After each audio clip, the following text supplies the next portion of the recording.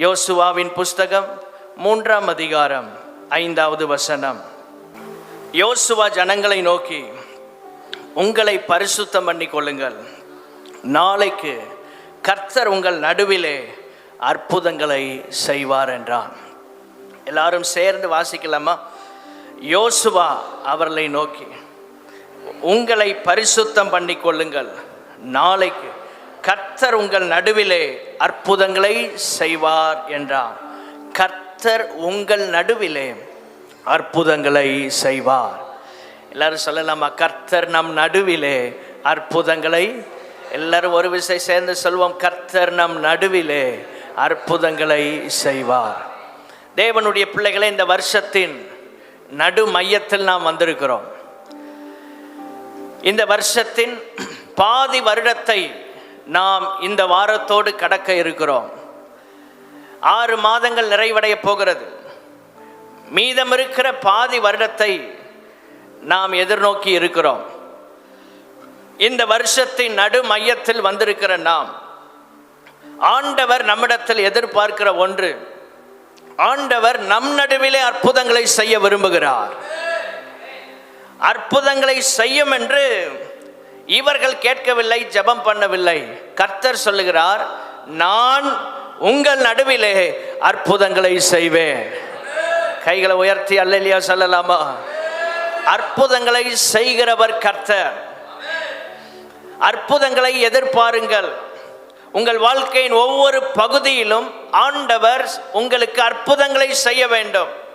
இன்றைக்கு நாம் உயிரோடு இருப்பது மிகப்பெரிய அற்புதம். ஸ்தோத்திரம். அற்புதங்களிலே மிக சிறந்த அற்புதம். இன்று வரை நாம் உயிரோடு இருக்கிறோம். இதைவிட ஒரு பெரிய அற்புதம், இயேசு கிறிஸ்து நம்மை ரட்சித்திருக்கிறார், பாவத்திலிருந்து நம்மை விடுதலையாக்கி இருக்கிறார். ஆமென். அவர் அற்புதங்களை செய்ய வல்லமை உள்ளவர். எத்தனை பேர் விசுவாசிக்கிறீங்க?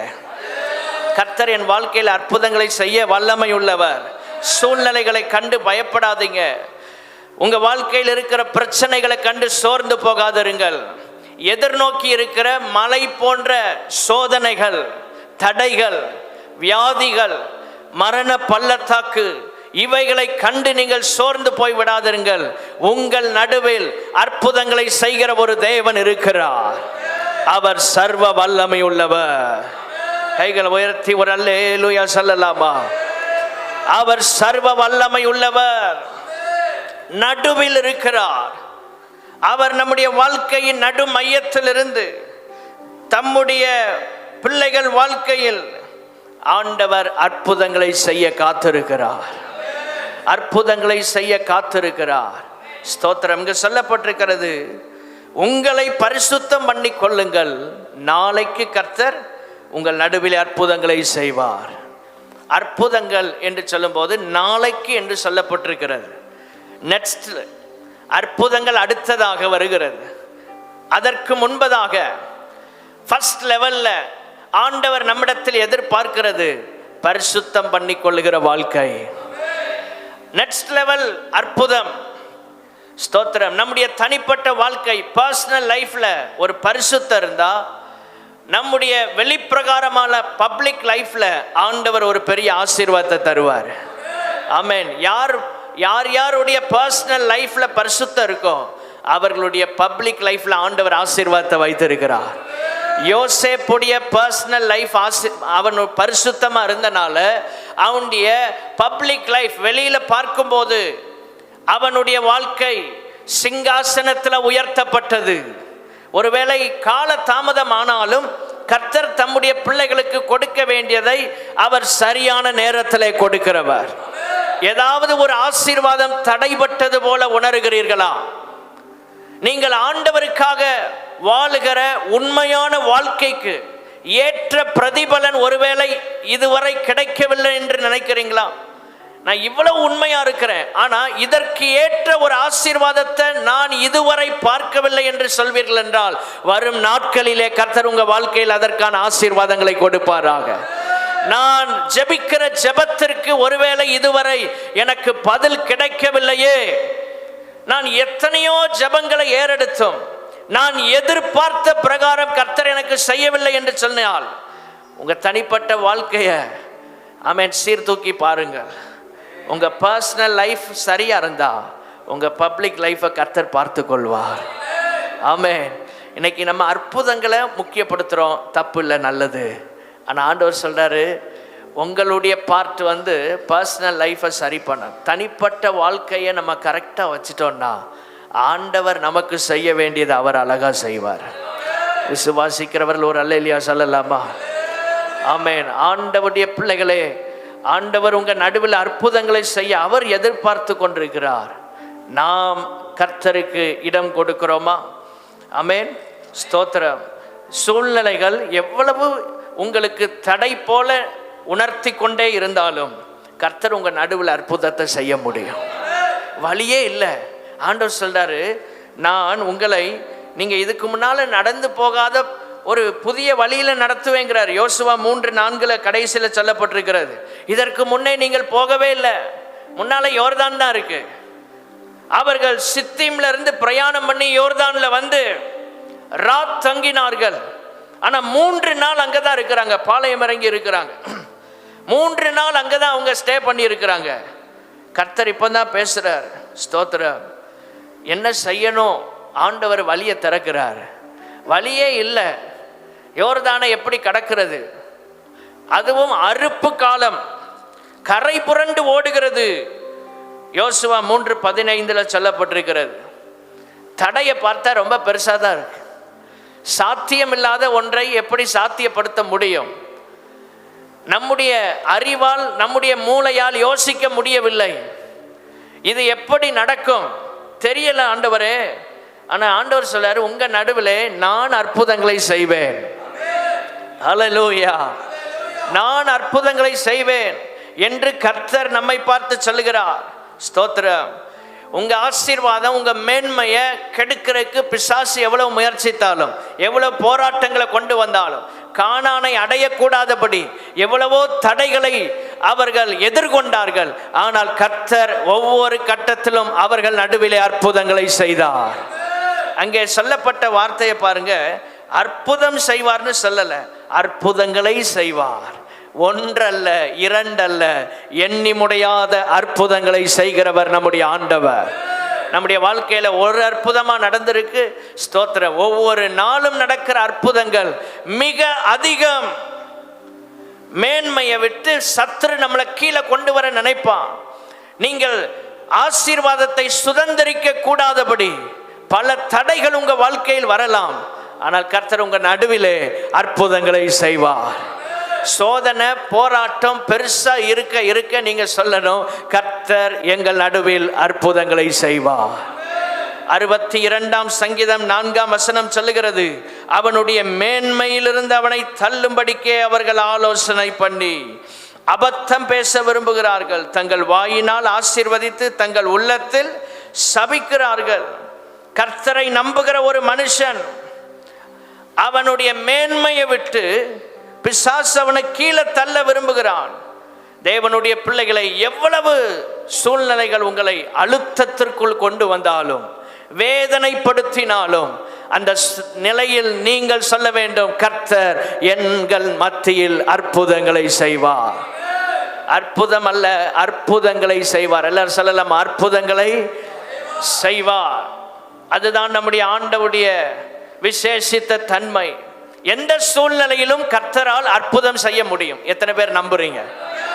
ஆண்டவருக்கு அற்புதம் செய்வதற்கு எதுவும் தடையா இருக்க முடியாது.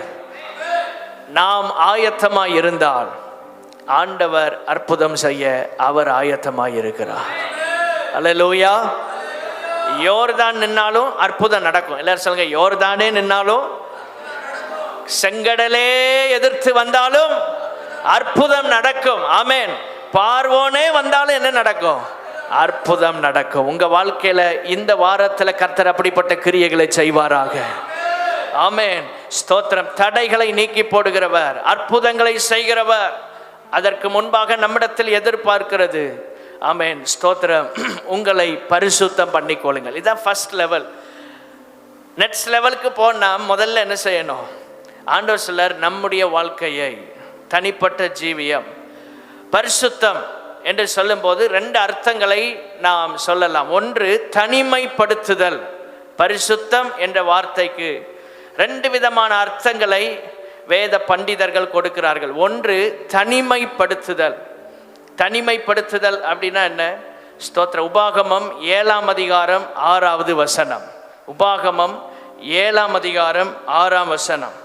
நீ உன் தேவனாகிய கர்த்தருக்கு பரிசுத்த ஜனம், பூச்சக்கரத்தில் உள்ள எல்லா ஜனங்களிலும் உன் தேவனாகிய கர்த்தர் உன்னை தமக்கு சொந்தமாய் இருக்கும்படி தெரிந்து கொண்டார்.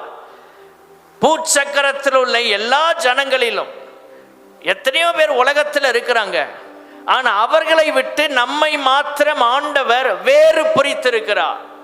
இன்னொரு வார்த்தையில சொல்லன்னா அதான் வேறு பிரிக்கப்பட்ட ஒரு ஜீவியம். ஸ்தோத்திரம். அவர்களை விட்டு நம்மை தனிமைப்படுத்துகிறார். தனிமைப்படுத்துகிறார்னா நீங்க அந்த தனிமை உணர்வு, லோன்லினஸ் அல்ல. கொரோனா நாட்களில் தனிமைப்படுத்தின அந்த அனுபவம் அல்ல. தேவனுடைய பிள்ளைகளை வேறு பிரிக்கப்பட்ட ஜீவியம். இது நம்முடைய வாழ்க்கையில் ஆண்டவர் எதிர்பார்க்கிறது. பூச்சக்கரத்தில் உள்ள எல்லா ஜனங்களிலும் ஒரு கூட்டம் மட்டும் அவருக்கு சொந்தமா இருக்கணுமா? எல்லாரையும் ஆண்டவர் உரிமை கொண்டாடல.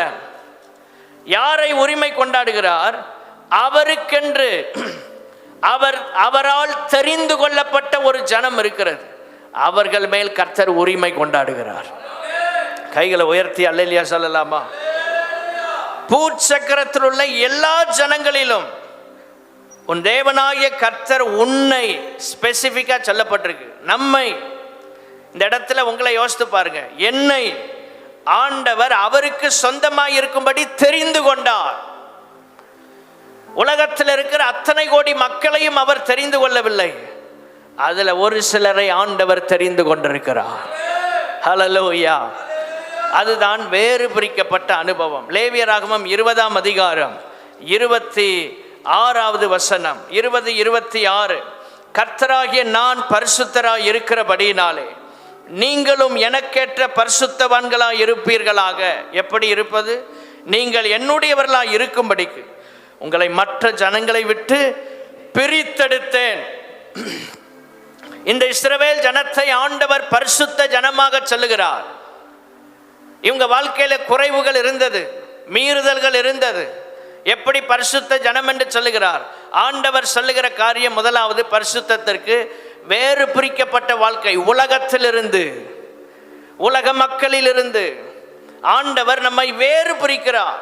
மற்ற ஜனங்களை விட்டு பிரித்தெடுக்கிறார். பிரித்தெடுக்கப்பட்ட ஜீவியம், வேறு பிரிக்கப்பட்ட ஜீவியம், இப்படி நம்ம சொல்லலாம். தேவனுடைய பிள்ளைகளை இந்த அனுபவத்துக்குள்ள கர்த்தர் கொண்டு வந்து நம்மை ஆசீர்வதிக்க விரும்புகிறார். ஆண்டவர் எகிப்திலேயே இஸ்ரவேல் ஜனங்களை ஆசீர்வதித்திருக்க முடியுமா? முடியாதா? கண்டிப்பா முடியும். ஆனா ஆண்டவர் அப்படி செய்யல. அவர்களை அந்த ஜனத்தை விட்டு பிரித்தெடுத்து ஒரு கானான்ல கொண்டு போய் அவர்களை ஆசீர்வதிக்கிறார். ஆமென். ஸ்தோத்திரம். ஆண்டவர் ஆசீர்வாதத்தை கொடுக்கிறதுக்கு முன்னாலே இந்த அனுபவங்களை நம்முடைய வாழ்க்கையில் ஆண்டவர் எதிர்பார்க்கிறார். இந்த ஜீவியத்துக்குள்ள வரும்போதுதான் ஆசீர்வாதம் வரும். யோசுவா 17ஆம் அதிகாரம் 16வது வசனம். யோவான் 17ஆம் அதிகாரம் 16வது வசனம். யோவான் 17:16 நாம் வாசிக்கும் போது, ஸ்தோத்திரம், நான் உலகத்தான் அல்லாதது போல அவர்களும் உலகத்தார் அல்ல. அவர் இந்த உலகத்துக்குரியவர் அல்ல. இயேசு கிறிஸ்து பாவிகளை ரட்சிக்க இந்த உலகத்துக்கு வந்த போதும் அவர் ஒரு உலகத்தானை போல வாழவில்லை. ஆண்டவராகிய இயேசு கிறிஸ்துவை ஆராதிக்கிற நாமும் எப்படிப்பட்டவர்கள்? நாம் உலகத்தார் அல்ல. எல்லாரும் சொல்லுங்க, நாம்.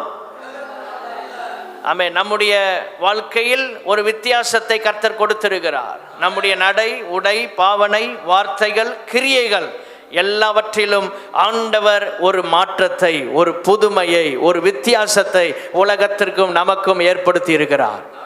கைகளை உயர்த்தி அல்லேலூயா சொல்லலாமா? பிரித்தெடுக்கப்பட்ட ஒரு அனுபவம். ஸ்தோத்திரம். 1 பேதுருவின் நிருபம் 2ஆம் அதிகாரம் 9ஆம் வசனத்தில் ஆண்டவர் சொல்லுகிறார், சபையை ஆண்டவர் எப்படி அழைக்கிறார்? பரிசுத்த ஜாதியாக பார்க்கிறார், சொந்த ஜனம் என்று உரிமை பாராட்டுகிறார். உலகத்திலிருந்து நம்மை வேறு பிரித்து, அதுதான் சபை. ஆண்டவர் நம்மை ஆசீர்வதிப்பதற்கு முன்பாக இந்த நிலைக்குள் நம்மை கொண்டு வருகிறார். 2வது பரிசுத்தம் என்று சொல்லும்போது மனம் புதிதாகிற அனுபவம், மனம் புதிதாகுதல். ரோமர்ல நம்ம வாசிக்கிறோம் 12ஆம் அதிகாரம் 2ஆம் வசனம், உங்கள் மனம் புதிதாகிறதுனாலே மறுரூபமாகுங்கள். என்ன செய்யணும்? மறுரூபமாகணும். மனதை புதிதாக்குகிறார். ஸ்தோத்திரம்.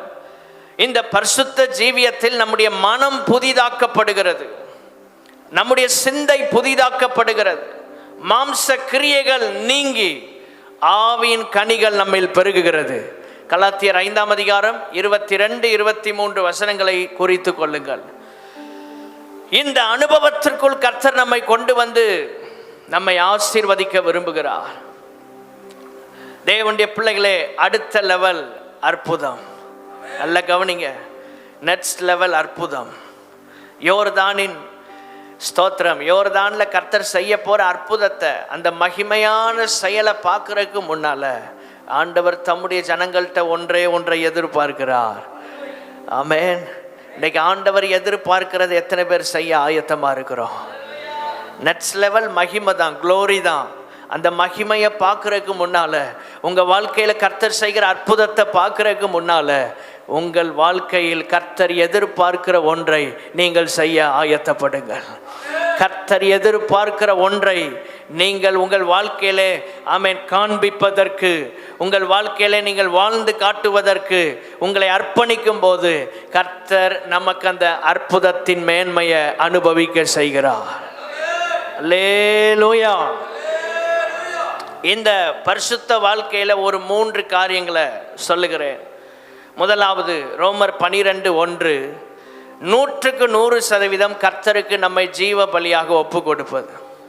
இந்த பரிசுத்த ஜீவியம் செய்ய வேண்டும் என்றால் நீங்கள் 100% கர்த்தருக்கு உங்களை ஒப்பு கொடுத்து ஆகணும். 100க்கு 100%. சிலர் 50% தான் ஒப்பு கொடுத்துருப்பாங்க. அப்போ 50% தான் கர்த்தர் கிரியை செய்ய முடியும். ஏன் எல்லார் வாழ்க்கையிலும் ஆண்டவர் ஒன்று போல் அற்புதங்களை செய்கிறதில்லை? ஏன் எல்லாரையும் கர்த்தர் ஒன்று போல பயன்படுத்துற இல்லைன்னா, அர்ப்பணத்தை பொறுத்தது. உங்கள் அர்ப்பணத்தை பார்த்து தான் கர்த்தர் உங்களை பயன்படுத்துவார். உங்கள் அர்ப்பணத்தை பொறுத்து தான் கர்த்தர் உங்களுக்கு கிருபைகளை தந்து உங்களை வழி நடத்துவார். ஆமென்.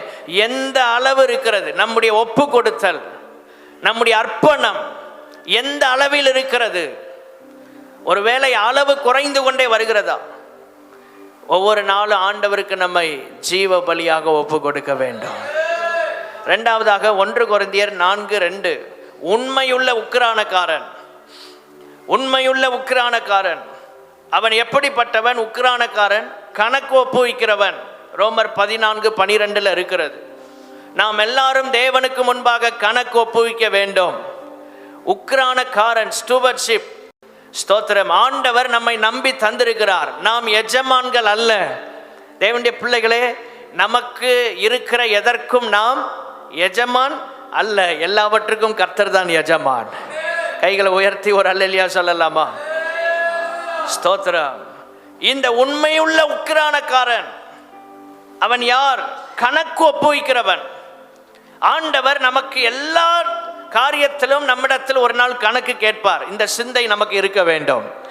நமக்கு தந்த நேரம், நமக்கு தந்த பணம், நமக்கு தந்த ஆஸ்தி, நமக்கு தந்த ஆசீர்வாதங்கள் எல்லாவற்றை குறித்தும் ஆண்டவருக்கு நாம் ஒரு நாள் கணக்கு ஒப்புவிக்க வேண்டும். நமக்கு இந்த பூமியில ஆண்டவர் தந்த வாழ்நாள், எத்தனை வருஷத்தை ஆண்டவர் கொடுத்தாரோ அத்தனை வருஷத்திற்கும் நாம் ஆண்டவரிடத்துல ஒரு நாள் கணக்கு ஒப்புவிக்க வேண்டும். 100க்கு 100% ஒப்பு கொடுக்கணும். அதே நேரத்தில் உண்மையுள்ள ஒரு மனுஷனா, உக்கிரானக்காரனா ஆண்டவருக்கு நாம் கணக்கு ஒப்புவிக்கிறவர்கள் என்பதை நாம் நினைவில் கொள்ள வேண்டும். உங்க பரிசுத்த வாழ்க்கையில நிலைத்திருக்க முடியும், பரிசுத்தத்தில் நிலைத்திருக்க முடியும். கர்த்தர் ஒருவர் என்னை பார்த்து கொண்டிருக்கிறார், அவருக்கு நான் கணக்கு ஒப்புவிக்க வேண்டும் என்கிற ஒரு சிந்தை எப்பொழுதும் நமக்குள் இருக்க வேண்டும். கைகளை உயர்த்தி ஒரு நிமிஷம் எல்லாரும் கேளுங்க. ஆண்டவரே, 100% என்ன ஒப்பு கொடுக்க உதவி செய்யுங்க ஆண்டவரே. கர்த்தர் அவங்கள கொண்டு தான் கிரியை செய்வார். கொஞ்சம் வாய் திறந்து ஜெபம் பண்ணுங்க. வலது கரத்தை உயர்த்தி அந்த அர்ப்பணத்துக்குள்ள என்ன கொண்டு வாங்கப்பா. அறகுறையா இருக்கக்கூடாது. பாதையில் இருந்தால் இன்னைக்கு 100% வாங்க. கர்த்தர் உங்கள் வாழ்க்கையில் தடையில்லாமல் அற்புதங்களை செய்வார். புதிய வழிகளை கர்த்தர் திறப்பார். உங்கள் அர்ப்பணம் தான் ஆசீர்வாதங்களை கொண்டு வரும். உங்கள் அர்ப்பணம் தான் உங்களை கர்த்தர் பயன்படுத்த முடியும். ஸ்தோத்திரம். வேற ஒன்றுமே இல்லை. கர்த்தர் நம்மளை நல்லா பயன்படுத்தனா நம்முடைய அர்ப்பணம் ஆழமாக இருக்க வேண்டும். நம்முடைய அர்ப்பணம் உறுதியாக இருக்க வேண்டும். 100% இருக்க வேண்டும். அல்லேலூயா. நம்மை பயன்படுத்த ஆண்டவர் எப்பொழுதும் ஆயத்தமாய் இருக்கிறார். தேவனுடைய பிள்ளைகளே, ஸ்தோத்திரம். ஒவ்வொரு நாளும் இந்த பரிசுத்த ஜீவியத்தில் நாம் வளரும் போது, நாம் இந்த காரியங்களை உறுதியாக நம்முடைய வாழ்க்கையில கை கொள்ளும் போது ஆண்டவர் நமக்கு அற்புதங்களை செய்ய காத்திருக்கிறார். ஒருவராலும் உங்களுக்கு வர வேண்டிய அற்புதங்கள் தடைபடாது. யாரும் உங்களுக்கான அற்புதத்தை என்ன செய்ய முடியாது, தடுக்க முடியாது. நீங்கள் ஆயத்தமாயிருந்தால், நீங்கள் அர்ப்பணத்தோடு இருந்தால், நாம் கர்த்தருக்கு உண்மையாக இருந்தால், நமக்கு வர வேண்டிய அற்புதங்களை கர்த்தர் நிச்சயமாக தருவார். நமக்கு வர வேண்டிய ஆசீர்வாதங்கள் வந்து சேரும். நாம் பெற வேண்டிய அற்புதங்களை நாம் பெற்றுக்கொள்வோம். கைகளை உயர்த்தி ஒரு அல்லேலூயா சொல்லலாமா?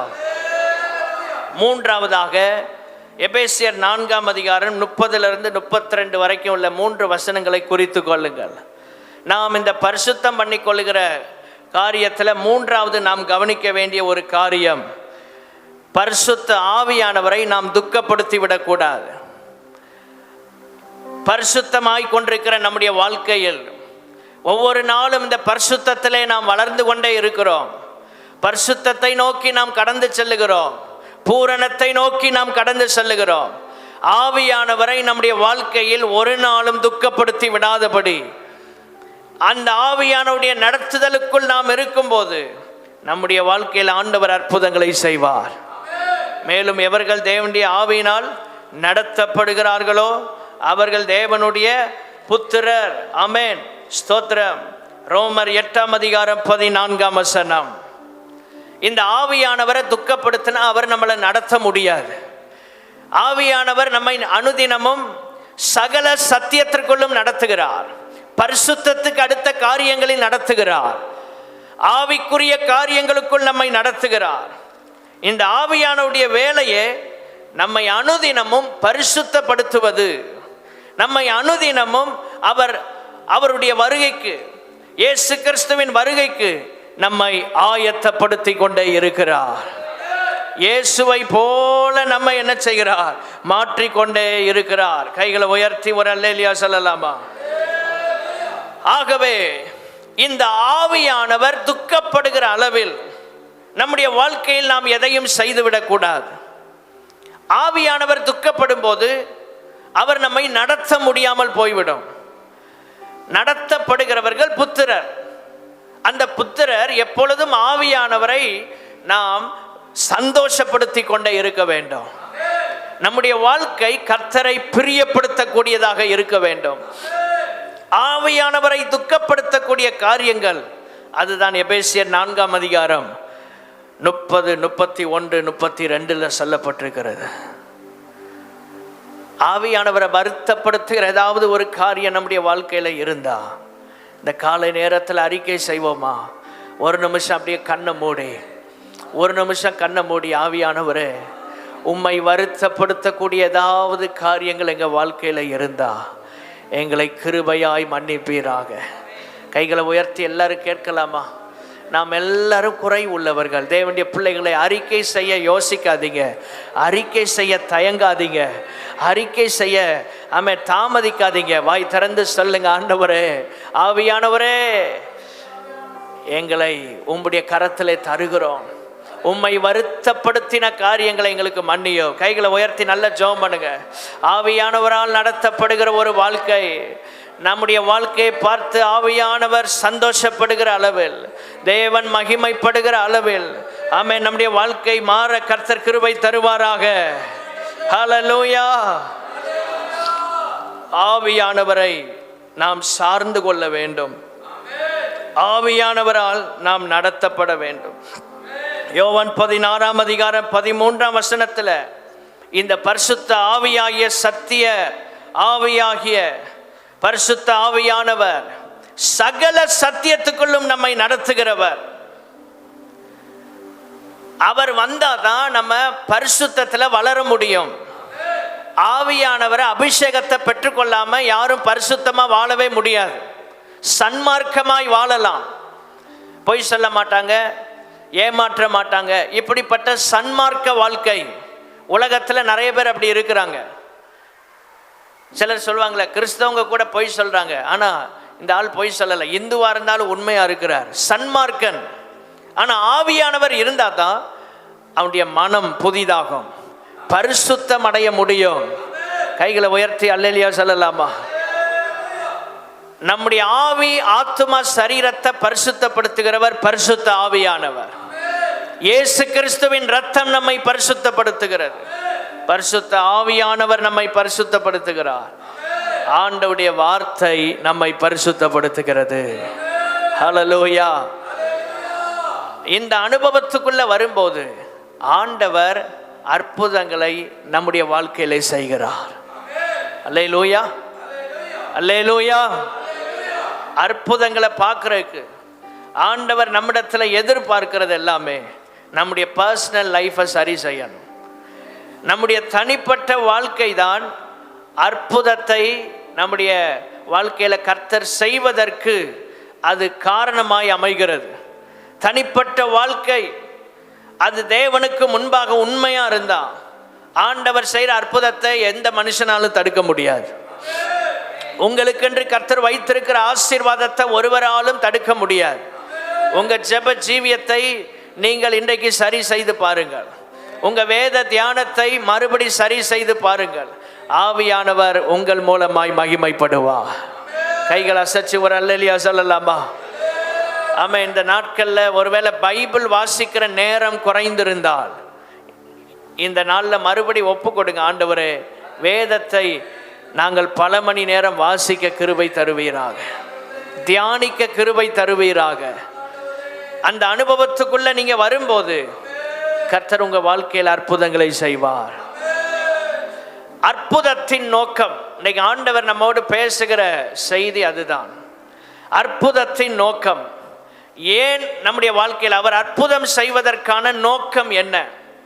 அற்புதத்தை பெற்றுக்கொள்வதற்கான காரியங்களை நாம் தியானித்தோம்.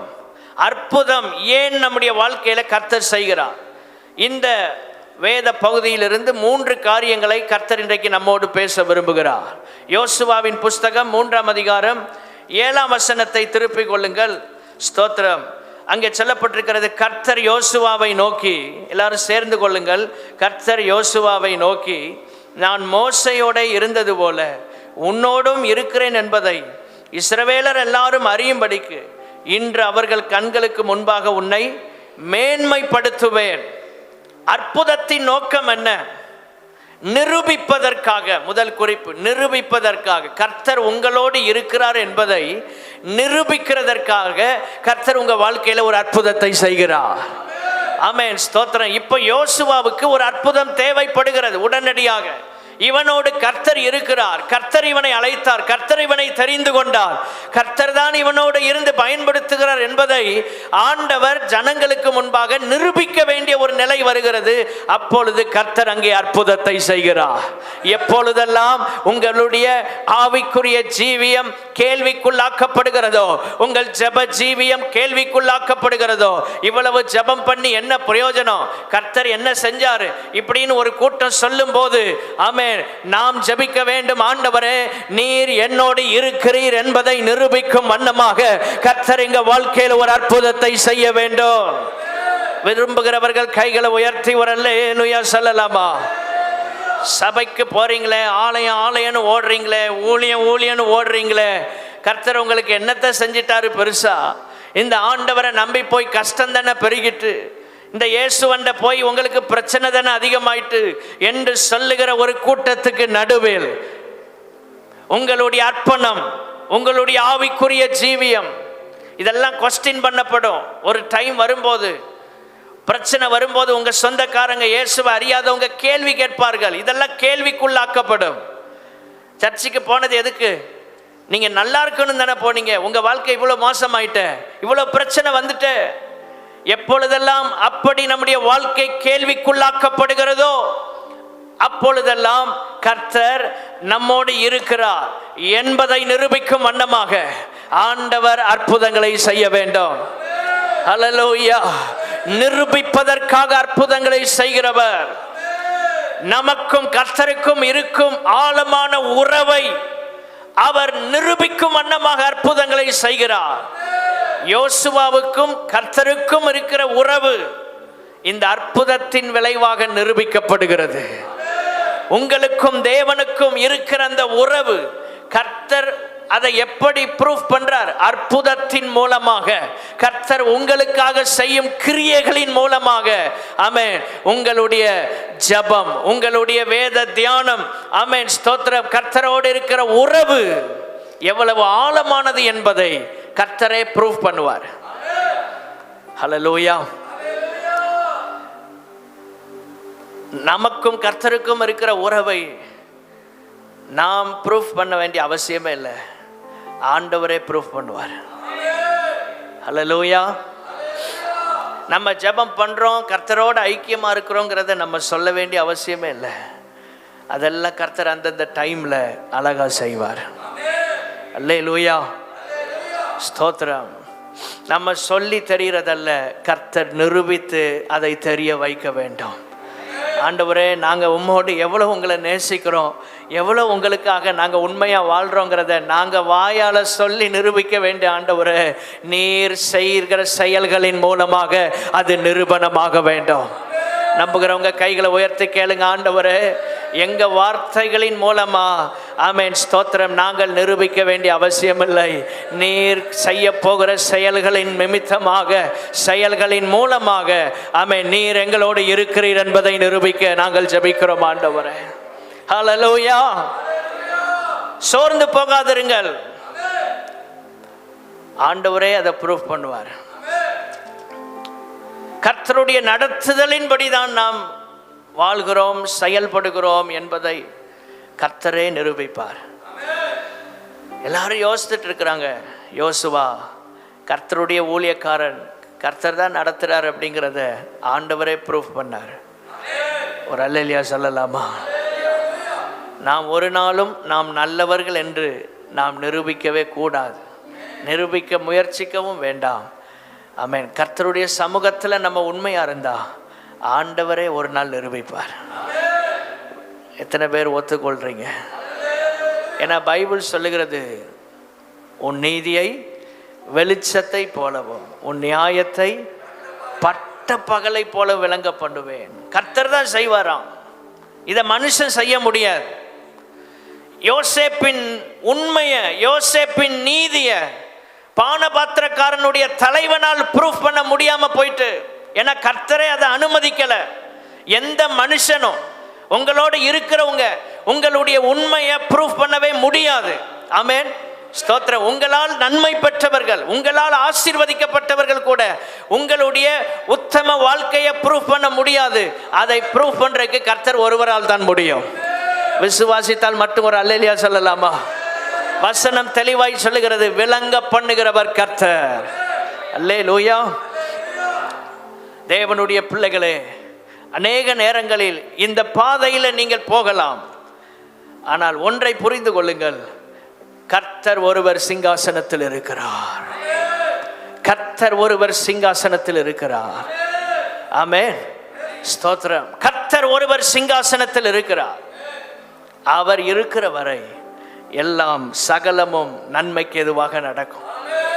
ரோமர் 8:28 சேர்ந்து செல்வோம். அன்றியும் அவருடைய தீர்மானத்தின்படி அழைக்கப்பட்டவர்களாய் தேவனிடத்தில் அன்பு கூறுகிறவர்களுக்கு சகலமும் நன்மைக்கு ஏதுவாக நடக்கிறது என்று அறிந்திருக்கிறோம். சகலமும், எல்லாம் வாழ்க்கையில் நடக்கிற எல்லா தீமையும் ஆண்டவர் நன்மையா முடிச்சிருவாரு. அல்லேலூயா. எவ்வளவு தீமையை சகிக்கிறீங்களோ அதெல்லாம் அதற்கு மேல ஆண்டவர் நன்மையை உங்க வாழ்க்கையில கொடுத்தே தீர்வார். அவர் தான் நம்முடைய ஆண்டவர். நாம் ஆராதிக்கிற தேவன் நமக்கு உண்மை உள்ளவராக இருக்கிறார். அல்லேலூயா சொல்லலாமா? ஆண்டவர் உங்களோட தான் பேசிட்டு இருக்கிறார். யார்கிட்டயோ பேசுறாரு நினைக்காதீங்க. உங்களோட பர்சனலா தனிப்பட்ட ஒவ்வொருவரோடு ஆண்டவர் பேசுறாரு. உங்க நீதிய வெளிச்சத்தை போல, நியாயத்தை பட்ட பகலை போல விளங்க பண்ணுகிற ஆண்டவர். ஏதோ வந்தோம் ஆராதித்தோம் என்று அல்ல. ஆண்டவருடைய வார்த்தை என்னை தைரியப்படுத்தியது. கர்த்தருடைய வார்த்தை என் வாழ்க்கையில ஒரு பெரிய திருப்பு முனையை உண்டாக்கினது என்கிற ஒரு சாட்சியோடு தான் அந்த இடத்தை விட்டு நம்ம செல்லணும். ஹல்லேலூயா. நம்முடைய உண்மை தன்மையை கர்த்தர் ஒருவரால் தான் ப்ரூஃப் பண்ண முடியும். ஏன் சொல்றேன் தெரியுமா? நம்முடைய வாழ்க்கையின் ஆதி முதல் அந்த மட்டும் உள்ளதை கர்த்தர் ஒருவரே அறிந்திருக்கிறார். நம்மை காட்டிலும், நான் அடிக்கடி சொல்வேன், நம்மை காட்டிலும் நம்மை அதிகமாக அறிந்திருக்கிறவர் நம்முடைய தேவனாகிய கர்த்தர். அவரால் தான் மட்டும் எல்லாத்தையும் செய்ய முடியும். யோசுவாவே நிரூபிக்கிறதற்காகத்தான் அற்புதங்களை செய்கிறார். அற்புதத்திற்கு நோக்கம் இருக்கிறது. ஸ்தோத்திரம். கர்த்தர் தந்த தரிசனம் என்பதை யோசேப்பின் சகோதரர்கள் 20 வருஷம் கழிச்சு தான் புரிந்து கொண்டாங்க. 17 வயது என்று சொல்லப்பட்டிருக்கிறது பைபிள்ல. அவன் அண்ணமாரோடு ஆடு மேய்க்கும் போது 13 ஆண்டுகள் எகிப்துல போய் இருக்கிறான். சிறைச்சாலைக்குள்ளேயும் போயிட்டான். 30 வயதுல தான் உயர்வு. 13 வருஷம். அடுத்த 7 வருஷம் செழிப்பின் ஆண்டு. அதில் அவன் சகோதரர் அவனை பார்க்க வரல. அப்போ 13, 7, 20 ஆண்டுகள்.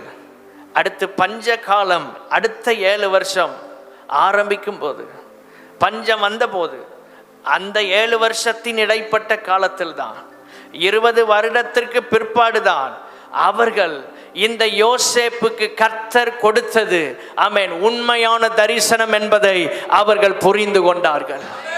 ஸ்தோத்திரம். இன்றைக்கு உங்களுடைய ஜெபம் புரியாம இருக்கலாம். உங்களுடைய அர்ப்பணம் புரியாம இருக்கலாம்.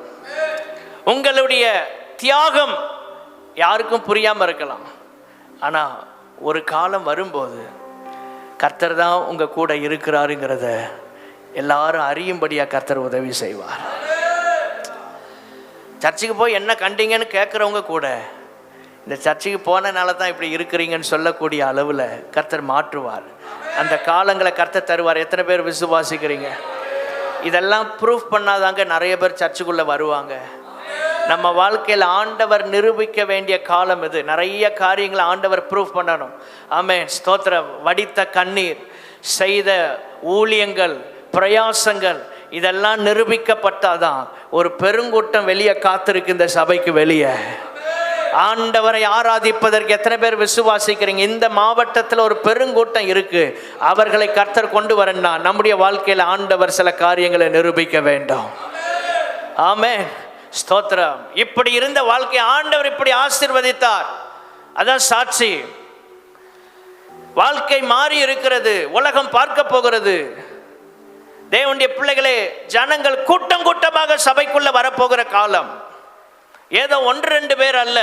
நான் விசுவாசிக்கிறேன் இனி வரும் நாட்களில் சர்ச் ஆராதனை அப்படின்னாலே மொத்தமா ஒரு கூட்டம் உள்ள வரக்கூடிய அளவில் கர்த்தர் நம்முடைய வாழ்க்கையில அற்புதங்களை செய்து ஆமென் நம்மோடு இருக்கிறார் என்பதை அவர் நிரூபிக்கும் காலம் இது. ஹல்லேலூயா. வைராக்கியமா ஆண்டவரை பிடிங்க. ஆண்டவரே, யோசுவாவுக்கு அப்படி ஒரு காரியத்தை செஞ்சீங்களா? ஆண்டவரே, எனக்கும் என் வாழ்க்கையில் அப்படி ஒன்றை செய்யுங்கப்பா.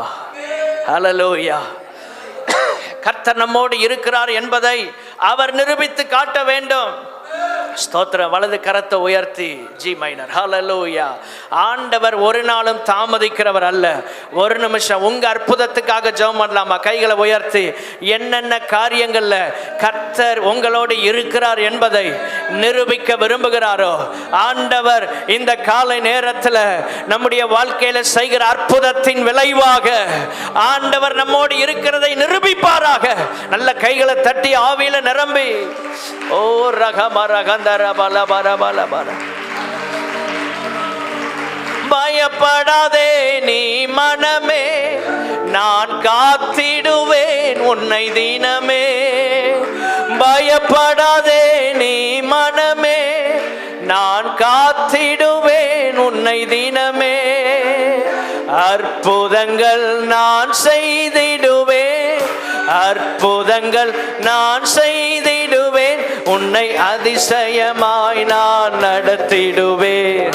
நல்ல கரங்களை தட்டி பாடுவோம். நடத்திடுவேன், நான் உன்னை விட்டு விலகுவதில்லை, நான் உன்னை என்றும் கைவிடுவேன். கர்த்தர் அதை நிரூபிப்பாராக. உன்னை விட்டு விலகுவதில்லை, நான் உன்னை என்றும் கைவிடுவதில்லை, உன்னை விட்டு விலகுவதில்லை, உன்னை என்றும் கைவிடுவதில்லை.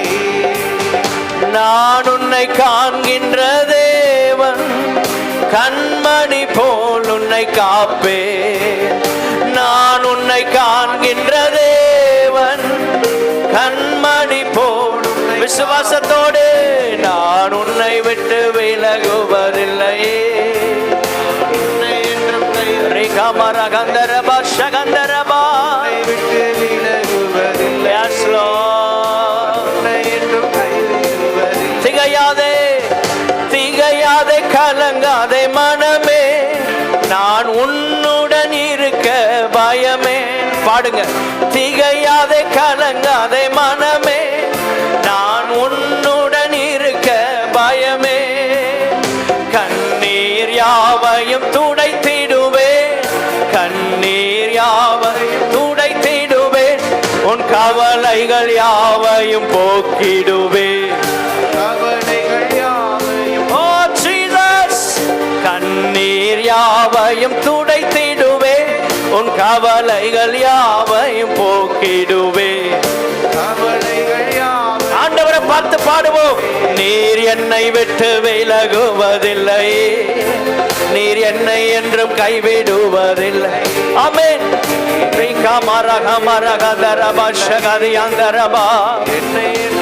ஒவ்வொருவர் வாழ்க்கையிலும் கர்த்தர் நிரூபிக்கும் வண்ணமாக அற்புதங்களை செய்வீராக ராஜா. யோர்தானின் அனுபவங்கள் மாறட்டும், தடைகள் எல்லாம் வழிகளாய் மாறுவதாக.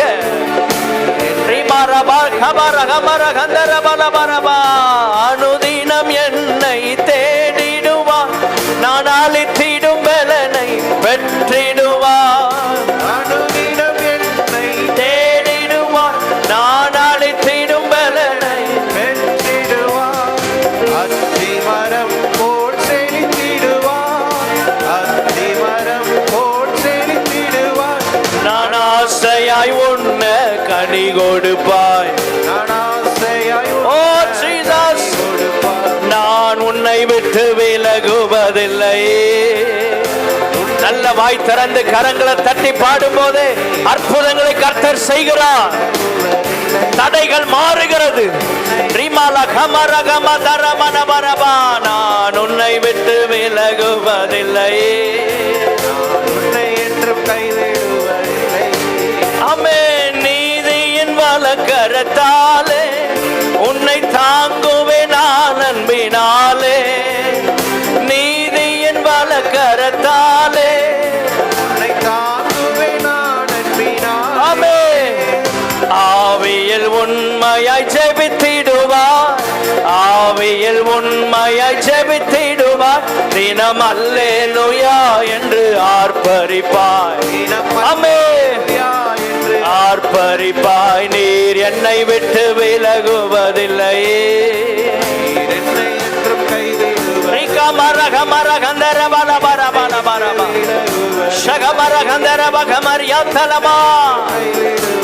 ஆமென். நீர் என்னை விட்டு விலகுவதில்லை, என்னை என்றும் கைவிடுவதில்லை. ஆமென். நீர் என்னை விட்டு விலகுவதில்லை. ஓ ரபா கமர கமர கந்தர பரபா என்னை விட்டு விலகுவதில்லை. நல்ல கைதட்டி சொல்லுங்க, நீர் என்னை விட்டு விலகுவதில்லை, கைவிடுவதில்லை. நல்ல கரம் தட்டி அந்நிய பாஷைகளை பேசி ரீமா கமா ரகமா ரகமா நதியாந்தரபா. நல்ல கை தட்டி அந்நிய பாஷையில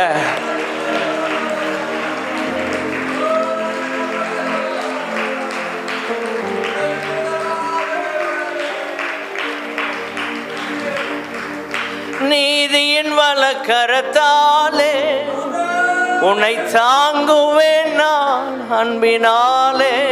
இதை விட வேற என்ன வேணும்? நீதியின் வலக்கரத்தாலே உன்னை தாங்குவேன் நான் அன்பினால். எத்தனை கரங்கள் கைவிட்டாலும் நீதியின் வலது கரம் நம்மை தாங்கி கொண்டிருக்கிறது.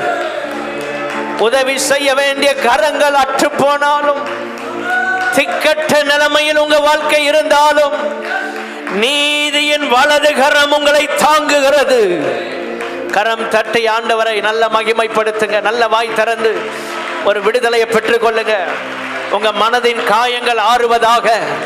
ஆண்டவுடைய வார்த்தை, ஆண்டவுடைய அபிஷேகம் உங்க காயங்களை குணமாக்கட்டும்.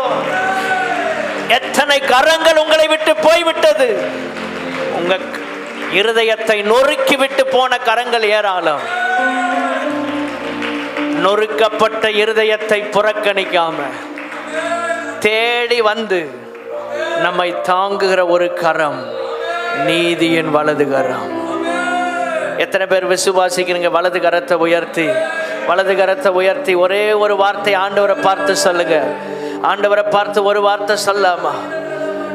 என் நீதியை வெளிச்சத்தை போலாக்குவே, என் நியாயத்தை பட்ட. B minor. ரெண்டு கையை உயர்த்தி அப்பாவை பார்த்து, என் நீதியை வெளிச்சத்தை போலாக்குவே, என் நியாயத்தை பட்ட. உமக்காய் காத்திருப்பே, உம்மையே பற்றி கொள்ளுவே, உங்க வார்த்தையால் திருப்தியாவே, உங்க சமூகத்திலாக மகிழ்வே. உமக்காய் காத்திருப்பே, உம்மையே பற்றி கொள்ளுவே. S Lord. உங்க வார்த்தையால் திருப்தியாவே, உங்க சமூகத்தில் கர்த்தர் நிரூபித்து காண்பிப்பார். கை உயர்த்தி ஏசையா சொல்லுங்க. ஏசையா, ஏசையா என் நீதி நீர்தானையா. ஏசையா. S Lord. ஏசையா. ஆமென். ஏசையா என் நீதி நீர்தானையா. ஓ யெகோவாசுக்கேனோ நீர்தானையா, எங்கள் நீதி தெய்வம். ஓ யெகோவாசுக்கேனோ நீர்தானையா, எங்கள் நீதி தெய்வம். எஸ். கடைசி முறை கை உயர்த்தி, என் நீதியை வெளிச்சத்தை போலாக்குவே, என் நியாயத்தை பட்ட பகல் போலாக்குவே. நல்ல கரங்களை தட்டி கர்த்தரை நாம் ஸ்தோத்தரிப்போமாக. கொஞ்சம் அந்நிய பாஷைகளை பேசி ஆமென். ஆவியானவர் நடத்துகிற பிரகாரம் ரகம ரகமர் யாத்தலமர் இமால பரப சகந்தர மன பரபல பரபல பரப.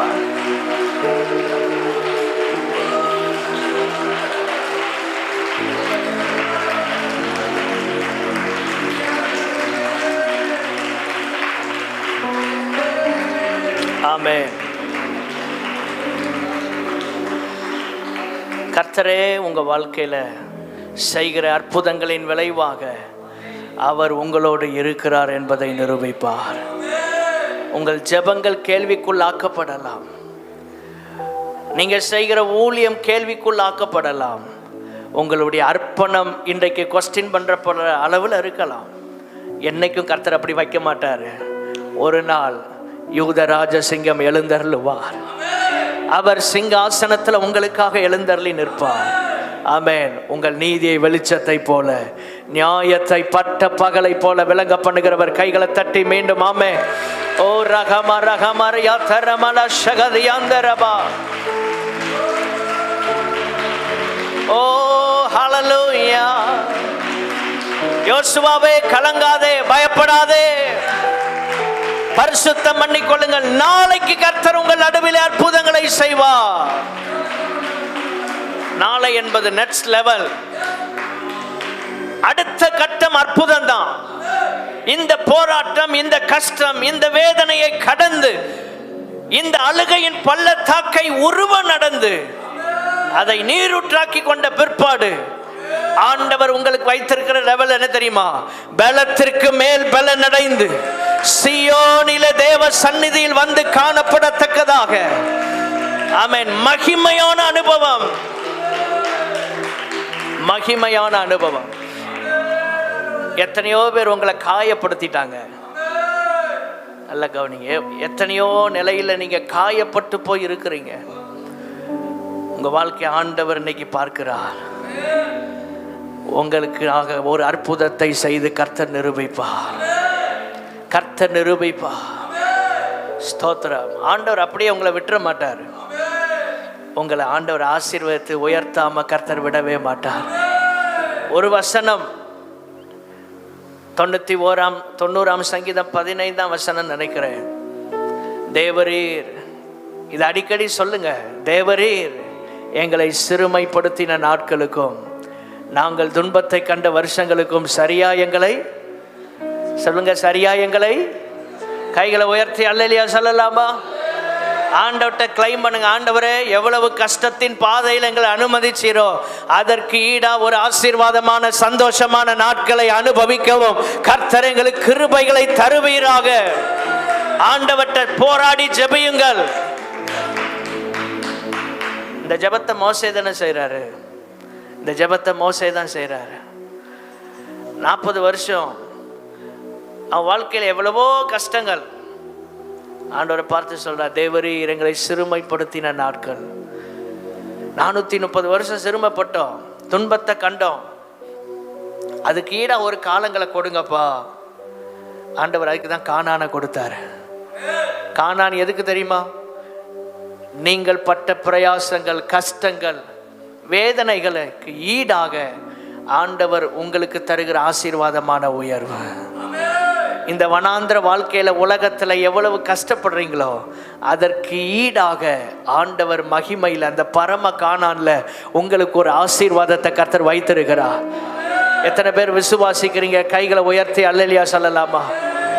நீங்க போயிட்டு இருக்கிற பாதை எல்லாருக்கும் புரியாது.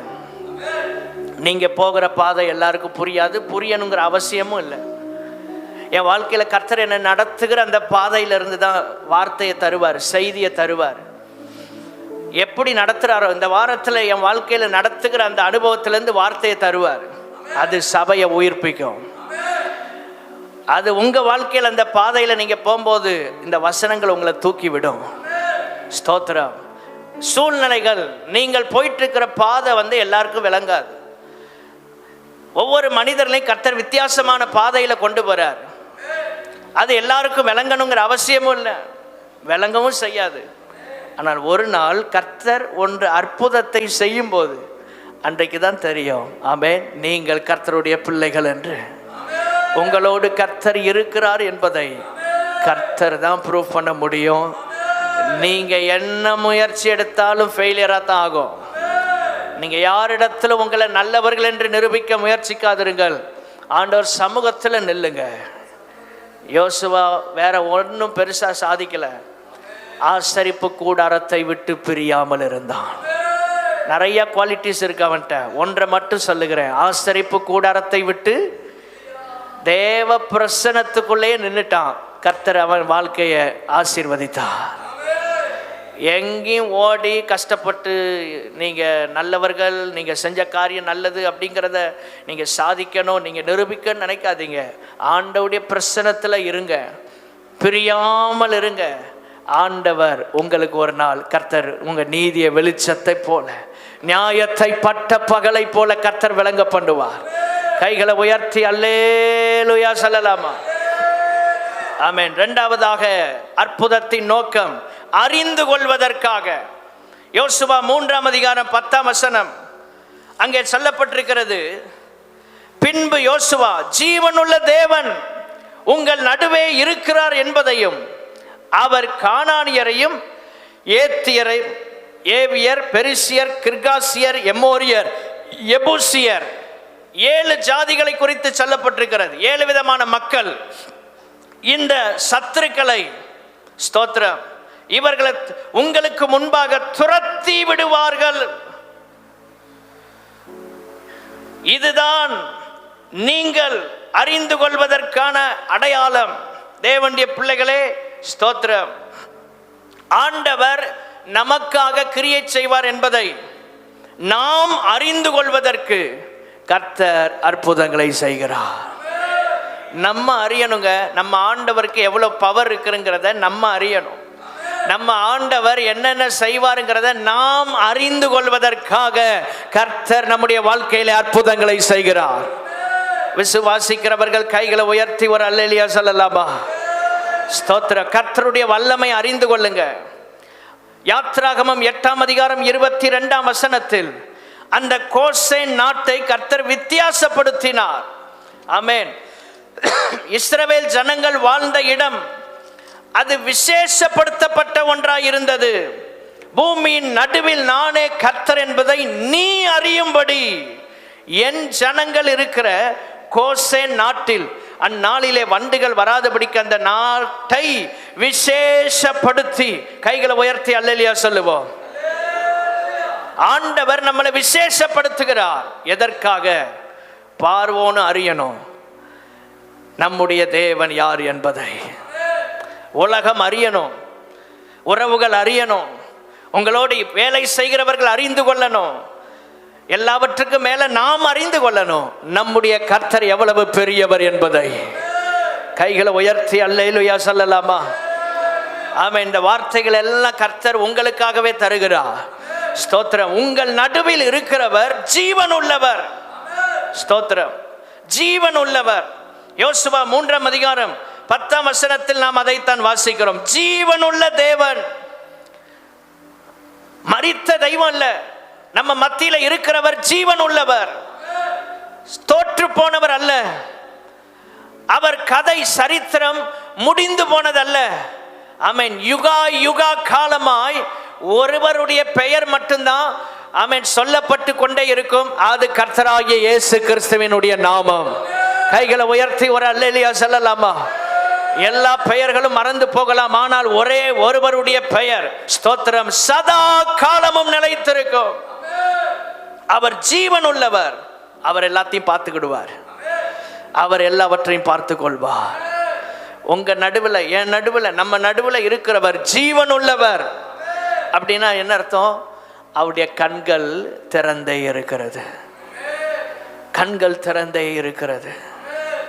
ஆமென். ஸ்தோத்திரம். அப்படியே ஆண்டவர் பார்க்கிறார், உங்க வேதனையை பார்க்கிறார், நீங்க போயிட்டு இருக்கிற பாதையை பார்க்கிறார், உங்களுக்கு வர்ற நெருக்கத்தை பார்க்கிறார். ஸ்தோத்திரம். அங்கிருந்து அவருடைய கண்கள் எப்பொழுதும் திறந்தே இருக்கிறது. பார்க்க வேண்டியவங்க பார்க்காம போகலாம், ஆனா ஒரே ஒருவருடைய கண்கள் எப்பொழுதும் நம்மை பார்த்து கொண்டே இருக்கிறது. அது கர்த்தராகிய இயேசு கிறிஸ்துவினுடைய கண்கள். ஆமென். அந்த கண்கள் நமக்காக, ஆமென், நம்மேல் வைத்த அன்பின் நிமித்தம் சாலமோன் என்று ஜெபம் பண்ண, ஆண்டவரே இந்த ஆலயத்தில் எப்பொழுதும் உம்முடைய கண்கள் இருக்கணும், உம்முடைய செவிகள் இங்கிருந்து செய்யப்படுகிற ஜெபத்துக்கு திறந்து இருக்கணும். ஆண்டவரே, ஆண்டவுடைய கண்கள் நமக்கு நேராக திறந்தே இருக்கிறது. ஒரு ஸ்தேவானை அந்த தேவனுடைய கண்கள், இயேசுவின் கண்கள் பார்த்து கொண்டிருக்கிறது. அவன் படுகிற வேதனை, அவனுக்கு எதிராக செய்யப்பட்ட கிரியைகள், அவனுக்கு ஏற்படுகிற வேதனை, வலி. உங்க வலியை பார்க்க அவர் கண்ணால தான் முடியுங்க. நீங்க உங்க வாழ்க்கையில சுமக்கிற வலி, பெயின், எவ்வளவு பிரச்சனையின் அகோரம், இதெல்லாம் யாராலையும் பார்க்க முடியாது. உங்க கூட இருக்கிறவங்க கூட பார்க்க முடியாது. ஆனா மேல இருக்கிற ஒரு தேவனால் பார்க்க முடியும். உங்களோடு இருக்கிற ஒரு தேவனால் பார்க்க முடியும். ஆமென், ஸ்தோத்திரம். அந்த வலியை அவரால் புரிந்து கொள்ள முடியும். ஸ்தேவானுடைய வலி, வேதனை அவரால் புரிந்து கொள்ளப்பட்டது. அப்போஸ்தலர் நடபடிகளில் நாம் வாசிக்கும் போது இயேசு கிறிஸ்து எழுந்து நின்று அவனை வரவேற்கிறார். அப்போஸ்தலர் 7ஆம் அதிகாரம் 55, 56 வசனங்களை நாம் பார்க்கும்போது, ஸ்தோத்திரம், வானத்தை அண்ணாந்து பார்த்தான், இயேசுவானவர் நிற்கிறதை கண்டார். என்ன சொல்லப்படுகிறது? உங்க வாழ்க்கையில் நீங்கள் சந்திக்கிற ஒவ்வொரு பிரச்சனைகளிலும் ஒருவருடைய கண்கள் திறந்தே இருக்கும். அது கர்த்தராகிய இயேசு கிறிஸ்துவினுடைய கண்கள். விசுவாசிக்கிறவங்க மட்டும் ஒரு அல்லேலூயா சொல்லலாமா? அந்த கண்ணு எப்பவுமே மூடாதுங்க. சிசிடிவி கூட ஒர்க் பண்ணாம போயிடலாம், அவருடைய கண்கள் எப்பொழுதும் திறந்தே இருக்கும். அவருடைய கண்கள் எப்பொழுதும் திறந்தே இருக்கும். எல்லாத்தையும் பார்த்து கொண்டே இருக்கிறார். வானம் திறந்திருக்கிறது. மனுஷகுமாரன் தேவனுடைய வலது பாரிசத்தில், பிதாவின் வலது பாரிசத்தில் இயேசு நிற்கிறதை கண்டார். இயேசு நிற்கிறதை கண்டார். ஸ்தோத்திரம். அந்த கண்ணை பார்த்தோன்னே இவன் வலியெல்லாம் மறந்து போச்சு. வாழ்க்கையில் சந்திக்கிற ஒவ்வொரு பெயின்ஃபுல்லான சிச்சுவேஷன்ஸ், உங்கள் வாழ்க்கையில் நீங்கள் சந்திக்கிற வேதனையான கட்டங்கள், இதெல்லாம் உங்கள் வாழ்க்கையில் மறக்கிறது எப்படி தெரியுமா? உலக மனுஷன் குடித்து வெறித்து கஷ்டத்தை மறக்கிறதுக்கு ஒயின் ஷாப்புக்கு போகிறான். தேவனுடைய பிள்ளைகளே, நம்ம வாழ்க்கையில் வர்ற பெயின் எல்லாம் எங்கே மறக்கிறது தெரியுமா? ஆண்டவருடைய பிரசன்னத்தில் தான். அவர் கண்கள் என்னை பார்க்கிறது என்பதை நாம் பார்ப்போம் என்றால், நாம் உணர்வோம் என்றால், நம்முடைய வலி வேதனைகள் நமக்கு பெரிதாய் தோன்றாது. ஸ்தேவானுடைய வேதனை, ஸ்தேவானுடைய பிரச்சனை அவனுக்கு பெரிதாக தோன்றவில்லை. அந்த நேரத்தில் முழங்கால் படியிட்டு ஜெபம் பண்ண முடிந்ததென்றால், தேவனுடைய பிள்ளைகளே, அவனுடைய கண்கள் அவனை காண்கிற அந்த கண்களை பார்க்கிறது. எல்லாரும் திரும்ப சொல்லுங்க, நம்முடைய கண்கள் நம்மை பார்க்கிற ஒரு கண்ணை பார்க்கணும். அவர் தான் கர்த்தராகிய இயேசு கிறிஸ்து. எல்லாத்தையும் பார்த்து கொண்டிருக்கிறார். அறிந்து கொள்வதற்காக அற்புதம் செய்வார். மூன்றாவது, யோசுவா 4:7, நினைப்பூட்டுவதற்காக அற்புதங்களை செய்கிறவர். அற்புதத்தின் மூன்றாவது நோக்கம் நினைப்பூட்டணும். வரும் சந்ததிக்கு இதெல்லாம் சொல்லணும். எவ்வளவு அற்புதம் நடந்திருக்கு, எத்தனை காரியங்களை கர்த்தர் எங்கள் வாழ்க்கையில் செய்திருக்கிறார். யோசுவாவே 12 கற்களை 12 கோத்திரத்திலிருந்து ஒவ்வொருத்தரும் எடுத்துகிட்டு போட்டோம், போய் அங்கே வைக்கணும்.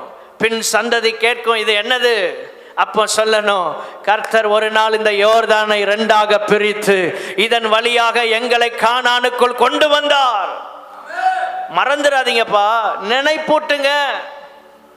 கர்த்தர் நடத்தின விதங்களை நம்முடைய சந்ததிக்கு நாம் சொல்ல வேண்டும். நாம் அனுபவித்த வேதனைகள். இந்த யோர்தான்ல வந்து திகச்சு நின்னீங்களப்பா, மோசே இல்லையே, எப்படி கடக்க போறோம், என்ன செய்ய போறோம், நமக்கு யார் உதவி செய்வான்னு புலம்பிட்டு இருந்த நேரத்தில் செங்கடலை பிளந்தது போல யோர்தானையும் பிரித்து காண்பித்தேனே, இதை வரும் சந்ததியும் ஆமென் அவர்களுக்கும் தெரியப்படுத்துவதற்கு நினைப்பூட்டுதலாக இந்த 12 கற்கள் ஒரு அடையாளமாக வைக்கப்பட்டது. ஆண்டவர் செய்கிற அற்புதம் எதற்காக வென்றால், உயிருள்ளவரை நினைத்து பார்ப்பதற்காக. நினைவு கூறுவது எதற்காக? ஒரு சடங்காசாரம் அல்ல, பயபக்தியோடு நான் வரும் அளவும் என்னை நினைவு கூறும்படி இதை செய்யுங்கள். கர்த்தருடைய பந்தியை நாம் எடுப்பதற்கு ஒரு நோக்கம், அவரை நினைவு கூறுவதற்காக. பயபக்தியோடு, பாரம்பரியத்தின்படி அல்ல, பயபக்தியோடு. சபை எப்பொழுதெல்லாம் கர்த்தருடைய பந்தி அனுசரிக்கிறதோ அப்பொழுதெல்லாம் பயபக்தியோடு அதை செய்ய வேண்டும். நினைவு கூறுவது நன்றி செலுத்துவதற்காக, நன்றி செலுத்துவதற்காக. நினைவு கூறுவது பெற்ற நன்மையை பிறருக்கு அறிவிப்பதற்காக. கைகளை உயர்த்தி ஒரு அல்லேலூயா சொல்லலாமா? ஆமென். ஸ்தோத்திரம். உங்கள் வாழ்க்கையில் எத்தனையோ வேதனையான தருணங்களை கடந்திருக்கிறீங்க. இதெல்லாம் சந்ததிக்கு சொல்லுங்க. ஆமென். சில சொல்லுவாங்க, நான் இந்த பாதையில் தான் வந்தேன், நீயும் இப்படி தான் போகணும். அது தப்பு. நான் இப்படி தான் வந்தேன், நீயும் இப்படி தான் இருக்கணும். அப்படி இல்லை. இந்த பாதையெல்லாம் என்னை கர்த்தர் நடத்தினாருங்க அப்படின்னு ஆண்டவர்கிட்ட அதை எடுத்து சொல்லணும். ஒரு அல்லேலூயா சொல்லலாமா? ஸ்தோத்திரம். ஆண்டவர் எதற்காக அற்புதங்களை செய்கிறார்? நினைப்பூட்டுவதற்காக. எதற்காக? நினைப்பூட்டுவதற்காக. எத்தனையோ நன்மைகளை பிரசங்கம் பண்ணிட்டு இருக்கும் போதே நான் நினைக்கிறேன், ஆண்டவரே எத்தனையோ நன்மை, எத்தனையோ காரியங்களில் கர்த்தர் தூக்கி எடுத்திருக்கிறார். ஆமென். உங்கள் லைஃப்பை கொஞ்சம் யோசித்து பாருங்க.